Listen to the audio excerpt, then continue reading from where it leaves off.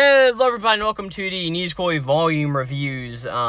This time, I think this was, the 5th episode? Yes, episode number 5. Episode number 5. Today we're going to be talking about Nisekoi volumes 10 and 11, which includes chapters 81 through 98 of the manga. Alright. Right? And also, I haven't mentioned this yet, which I sort of feel bad about, but the person who writes Nisekoi, Nashikomi. Yep. Probably should mention that, being that it's their series, we're just talking about it. But yes. Nisekoi, written by Nashikomi, are covering volumes 10 and 11, 81 through 98. Alright, so last time we pretty much ended off on the note of some Paula chapters, right? With Tsugumi involved in them. Paula's trying to get Tsugumi and Raku together, and they are doing that by making them walk on suspension bridges. Yeah, the literal suspension right, bridge and effect. pretty much it ended up that Tsugumi was sick, and Paula didn't know, and Paula was really scared, and that's where we just ended off that stuff, right? Yep. Chapter 81 deviates entirely, because we got the public bathhouse, right? Oh, yeah, yep. Right, so Where pretty they just all happen to coincidentally meet each other. Yep, Raku goes to the public bathhouse because apparently his plumbing's messed up. He meets Chitoge there. Eventually Marika shows up. Haru and Onodera show up too, right? Pretty much the whole thing is that apparently Raku's known by the owner, right? So she asked Raku to fill in her place for a little while, and Raku's got to do all of these things, going to the women's bathroom and doing stuff. Yep. That was the chapter. So, I have a theory for the future of this series. What is that? There is going to be some fantasy element that comes in that has to do with fate. Because I feel like it is so ridiculous how these characters always just happen to meet each other any given time, you know? Because this is a harem rom-com. Yes, but let's refer to JoJo's Bizarre Adventure for a second. Fine. So in the story, stand users are attracted to each other, basically. They're bound by fate to meet each other and fight, basically. You think that's the same thing here? I think something's going on here. They're all bounded by fate? I mean, they already sort of are. I mean, with the whole backstory. Yeah, and we get more of that in this volume. Yeah. But let's get going on. Chapter 82 is, hey, let's clean the pool chapter. Miss Kyoko, their homeroom teacher, comes in and asks Raku to get the pool clean, right? And asks him to round up some friends to come help, right? Yep. Who comes and helps him? Shu, of course, his best friend, right? Who else comes? So Jane, help me name off all of the girls in this series. Oh gosh. Chitoge, Onodera, Marika, Tsugumi, the other Haru, Yep. Fu, and Paula all come and help clean the pool. We got a Paula moment in there because Paula is not in with everybody doing it. That happens. I thought that was a good chapter. Had a little bit of fan service, obviously. Yes. You know.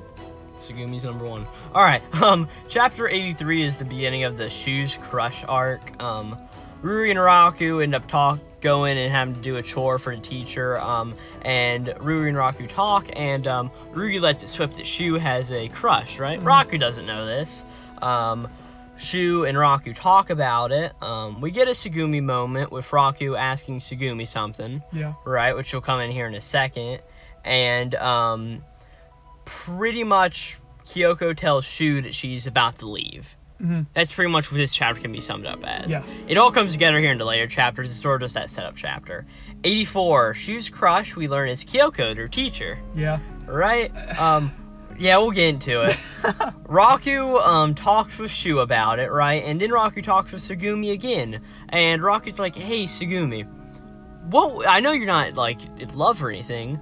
Totally not, right? But what would you do if, like, the person you loved was about to go and get married off, right? Yep. And Tsugumi's like, I don't know. I just think I would just let them be. Yeah. Right? And Ruri also during this time notices that Shu's acting a bit different, right? And at the end of the chapter, Tsugumi appears in front of Raku.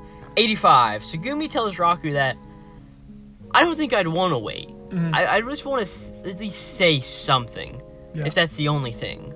Just let me say something to this person. Another thing to mention is Tsugumi is seeing this from the point of view that she thinks Raku's getting married off to Chitoge or something similar. Yeah. So that's where her point of view is coming from. Yeah, she finds this a joke, right? But and also she gets very flustered because like I totally don't Raku, right?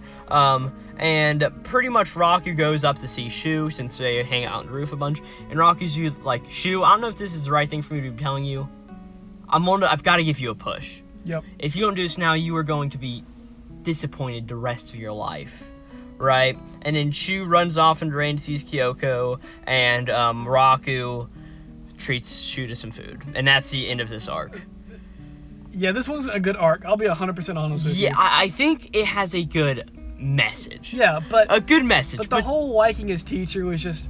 I thought it was kind of weird, personally. Yes, that's what I think. And I think that this is the worst Shu moment, right? Yeah. I think from here on, Shu gets a lot better as a character. And, like, just every time I read this, it's just like, I don't really want to read this. It's like, it's not something that I'm interested in. It's just like, no, I think I'm good. Yep. Right, so that's that. 86, Onodera is sick. Ruri calls Raku and tells Raku to go over and help. Right, Onodera is sick. Haru's there. Haru gets all pissed that Raku's there. Haru is sick too. Raku ends up taking care of both of the Onodera sisters. Right, and he gets his pendant back from Haru. This was a good chapter. This was a Haru chapter. It was a good chapter. Yeah. I enjoyed it. There's not really a whole lot to note on it, right? I mean, just not a whole lot. 87, Chitoge's birthday is coming up. She asked Raku, hey, do you know what's coming up? And Raku sort of just goes through the story like, well, this story beat happened at this point. This happened at this point, right? And never mentioning her birthday until he sort of realizes it, right? And something I noticed was, this manga is progressing fast. Like, it's already been an entire year of events. Oh, yeah. In this span of time, which makes me believe they're going to go through the whole 3 years of high school for this, which is quite a long time for a romance anime to go for. I don't hear confirm or deny. Okay. And pretty much Raku and Chitoge are walking outside of everybody. A spare baseball comes up and it's flying straight towards Chitoge. Raku jumps in the way and boom! The Amnesia arc begins. Alright. I love this arc. I unironically love this arc. It's pretty ridiculous. Oh, but I love this thing so much. Right. We cut now and we cut to the doctor's office. Chitoge's in there for Raku. Raku has amnesia, it turns out. And a bunch of harem jokes are made because Raku doesn't remember anything. He doesn't even know his name, right? So he's surrounded by all these females, and like there's jokes that like, yeah, you're dating Chitoge, but Marika, you two are engaged, right? Or however it works, right? And there's all of the jokes about everything, and pretty much in the end, Raku's like, where am I sleeping tonight, right? And they all get together and they're like, oh crap. If Raku knows that his family is mafia, what is he gonna do? Yeah. Because this is a good Raku. Yeah. Right? Yeah, he's just like a normal guy. Yeah, and he's like, oh, and so Chitoge's like, I can't let him do that. You're going home with me. Yep. Right? Start of next chapter, 89, Raku starts to go with Chitoge. All of the girls, like, just go back. There's a first encounter of all of them. And, pretty much what happens is Raku goes with Chitoge. What happens? I'm forgetting. Oh my gosh. I've got amnesia. Oh no. No, but in all seriousness, Raku goes with Chitoge. Chitoge realizes, oh wait, Raku's gonna sleep with me tonight, right? Yeah. They encounter Claude, and it all goes together and makes a joke, right? The next day, all of the girls meet, and they're like, hey, what's going on here? What are we gonna do about Raku? Right? And they all go to Onodera's place, right? Well, and they've also tried to get all of his memories back, right? By jogging him, right? And by trying to find things that might remind him of himself. And Marika finds a book. Yep. A book that we've seen once in this series so far. A girl wearing a ribbon is on the cover. Yep. Flip over, volume 11 now. All of the girls read the picture book and read the tale and pretty much understate it. And Raku's like, I remember this.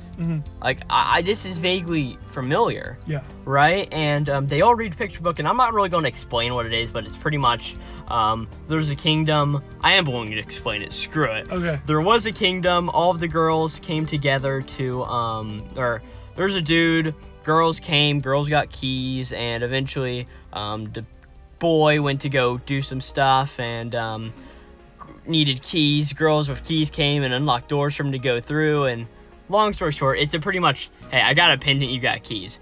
apparently the story has a sad ending. We don't know because there were pages ripped out of it. Oh man, I wonder what kind of foreshadowing that is. Oh my gosh. And eventually, after this all happens, Shu follows Marika home, and because Marika is at the time, so I'm like, I don't remember anything, right? And Shu follows her home and is like, hey, what do you remember? And she's like, I don't remember anything. Yeah. Need to mention that. And then we cut back. Raku and Chitoge go to Chitoge's house again for the second night of sleeping together. Yep. Right? And Raku says, I'm sort of remembering it now and about this promise. The girl that I remember did not have blue eyes. Which is important to Chitoge because Chitoge does not have, or no, Chitoge does have blue eyes. Chitoge does have blue eyes. Yep. Because they were talking about, because Rocky's times, I'm like, I can't believe I've got such a nice girlfriend and all this, right? Chapter 91, everybody goes out, try to look for the picture book, right? Not really finding anything since it's apparently a very old book and there's not many in print anymore, right? And pretty much what happens is Raku's just like, I'm sorry, I'm not going to be there for your birthday like you said it was, right? Raku's being a cool dude, right? Chitoge gets really emotional, and it's like, we hate each other. This is, no, I won't stand for this anymore, right? And she eventually punches Raku, and Raku like spins out, the clock dings midnight, and Raku's like, oh, happy birthday. As his amnesia goes away, and he's like, Chitoge, why am I here? Yeah. What's going on? I feel like that was a good chapter, and, you know, Chitoge had a lot of development, but once again, similar to the whole Onodera kiss scene, it was all made irrelevant. And we, 2 steps forward, 2 steps backward, I felt. What do you mean? Like, there like could the have been a lot of development if the stakes were still there, but because they were removed. If Raku was his normal self. Yeah, I got you. In 95, it's actually Chitoge's birthday. Raku shows up. They all have a good time. Raku brings the birthday gift of flowers. Flowers that Chitoge mentioned were nice while he had amnesia, right? He's like, I felt like I should get these for you. Great moment. And then Chitoge, after the party, goes and finds her dad sitting in a chair looking at an old book of her on her birthday before, right? Just a thing. And here's... this series gets me at some points, right? I think I go insane while reading these. Okay. I just read something and I can't stop laughing. This is one of those moments. And Chitoge's dad is like, oh yeah, I can't believe how much you've changed. For instance, your eyes didn't used to be blue. And it's just like, oh my gosh. Little on that nose. And it's so funny. And it's just like, oh my gosh. Why? I mean, it makes sense. It's all built up perfectly. Like, Chitoge goes see her father. Father's doing this. Something that totally makes sense for him to do on his daughter's birthday. And it's this, I'm like, oh my god. This is amazing. I love this series. Yep. It's just so stupidly funny. We didn't learn that Raku actually rewrote the story, right? And that there's 4 keys. Not just the 3 that we know of. Oh yeah, there is. So, oh man, that's... You know, hinting at a little something extra afterwards. Oh boy, what's this? Then we get a joke chapter about Onodera gaining weight. Her scale is broken the entire time. That was a good chapter. It was a good chapter. I don't really have a lot to mention. Raku's in like, hey, Onodera, when's your birthday, right? And she's like, tomorrow. Yeah. So Haru and Raku go shopping, and we learn some backstory between Raku and Haru, being that once Haru was lost and Raku in a bear costume came and helped her. Yep. Not really a whole much, not the note, you know what I'm saying? Right, then we get to Mikage arc. Mikage is one of Marika's old friends. She comes from, like, the States or wherever. I don't remember. Well, her dialect is a specific Japanese dialect, but I can't remember what it is. Kyushu. But... Is it Kyushu? I can't remember, but basically, she has the equivalent of a very heavy accent. Southern accent, just like Marika. Yeah. Right. And there's a character in Attack on Titan, Sasha, who has the same deal going on. Yeah, we get a bit of Marika backstory. She used to be bullied by a lot of people and then overtook the school. And Mikage is like, oh, hey, Marika. Apparently you've got this super mega hot boyfriend, right? Yep. I'm not going to leave till you 2 kiss. Right? Marika asks Raku to play the whole thing, right? Yeah. Some stuff happens at school, and eventually Raku, Mikage, and Marika all go to an amusement park and just do some stuff there. And eventually, Marika asks Mikage Mikage asks Marika. I'm sorry, M names. Mikage asks Marika how she's doing, right, and what's going on with her, right? Eventually, in 97, Mikage locks Marika and Raku into a Ferris wheel, right? And she ends up talking with Honda, who is Marika's keeper, right? Bodyguard sort of thing, right? And she's like, hey, just make sure Marika's safe for me. I care about her, right? And we also, and after that's over, she's like, hey, I'm not going to make you two kiss. And they're in the amusement wheel, or not amusement wheel, Ferris wheel. Yeah. There's a whole thing about Marika and Raku going in for a kiss but not doing it, sort of, right? Because Marika wants to do it and all of that, right? We eventually learned that the lead bully of Marika was Mikage in school, right? This is just a little thing, and pretty much Marika gives Raku a small kiss as Mikage is leaving. 98, we get Onodera's sort of backstory for why she went to Boniaria High School, the school that it's all taking place at. Her and Raku met when they were younger in school, right? Sat beside each other. They grew to like each other, and whole thing about how she'd not get in, but then her and Raku meet somewhere and they end up sharing the same scarf. Then she does get in, and they pulled the Spy Family where, oh, they're actually waitlisted, you're in. Yeah, school happens. So it's a good chapter, not really a whole lot to mention. All right, so I will. Is that all your notes? That's all my notes. All right, I'm gonna quickly go over mine. So overall, I'd give these volumes an 8, which is about what I'd give it. They were average. Average for the series, you know. They weren't too great or amazing. High quality throughout, good humor. I feel like the Tachibana friend art, what was her name? Mikage. They were a little unnecessary, but helped develop Tachibana as a character. Yeah. Reading their dialogue between each other was an absolute migraine-inducing because of how... Because you do read fan translations. They keep that southern accent as hard as they can make it, and it's rough to read. So my current ranking is Onodera, obviously, Chitoge, Marika, Tsugumi, then Haru. Damn. Now, I think Haru's a good side character, but she needs to stay out of the love hexagon. I feel like her getting involved is weird. I just keep her out. She's the nice little sister character. There wasn't much Tsugumi chapters this time. No. That's why she dropped for me. Yeah. I feel like what's her name? Tachibana got more development. She did. And I think, there's, 3 big arcs in these stories. There's a shoe one, which I obviously think is the worst. Yeah, the shoe arc was not very good. Yeah, because it's it's a weird topic, right? Just wait till volume 12. Okay. So... And then, of course, we got the Mikage thing, and then the Amnesia arc, I unironically love it because of that moment of brown eyes, not blue. Yep.